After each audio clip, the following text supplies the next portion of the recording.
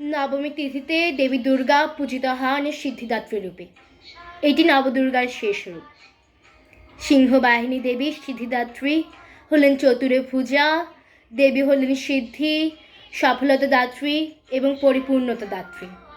এই উপলক্ষে আবৃত্তি করব বিশ্বকবি রবীন্দ্রনাথ ঠাকুরের লেখা কবিতা পুজোর সাজ।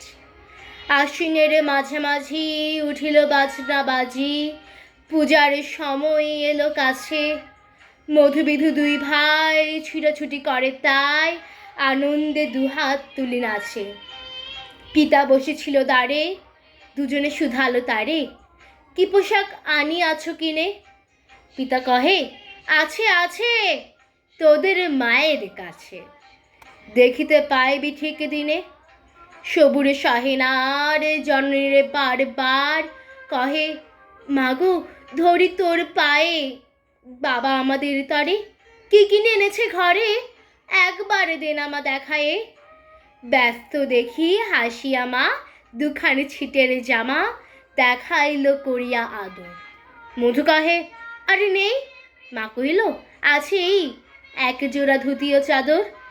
রাগিয়া আগুনে ছেলে কাপড়ে ধুলাই ফেলে কাঁদিয়া কহিল, চাহি না মা, রায়বাবুদের গুপি পেয়েছে জোরের টুপি, ফুল কাটা শাটিনের জামা। মা কহিল, মধু ছিছি, কেন কাঁদো মিছামিছি, গরিব যে তোমাদের বাপ। এবার হয়নি ধান, কত গেছে লোকসান, পেয়েছেন কত দুঃখ তাপ।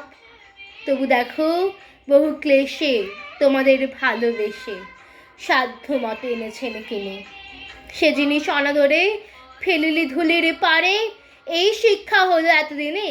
বিধু বলে, এ কাপড় পছন্দ হয়েছে মোর, এই জামা পরাস আমারে।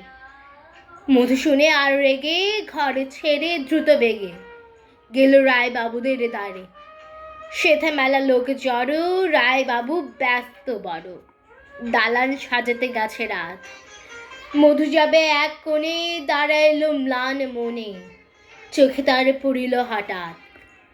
কাছে ডাকি স্নেহ ভরে, কহে না করুণ স্বরে তার দুই বাহুতে বাঁধিয়া, কিরে মধু হয়েছে কি, তোর যে শুকনো দেখি। শুনি মধু উঠিল কাঁদিয়া, কহিল, আমার তরে বাবা আনিয়াছে ঘরে শুধু এক ছিটের কাপড়। শুনি রায় মহাশয় হাসিয়া মধুরে কয়, সেজন্য ভাব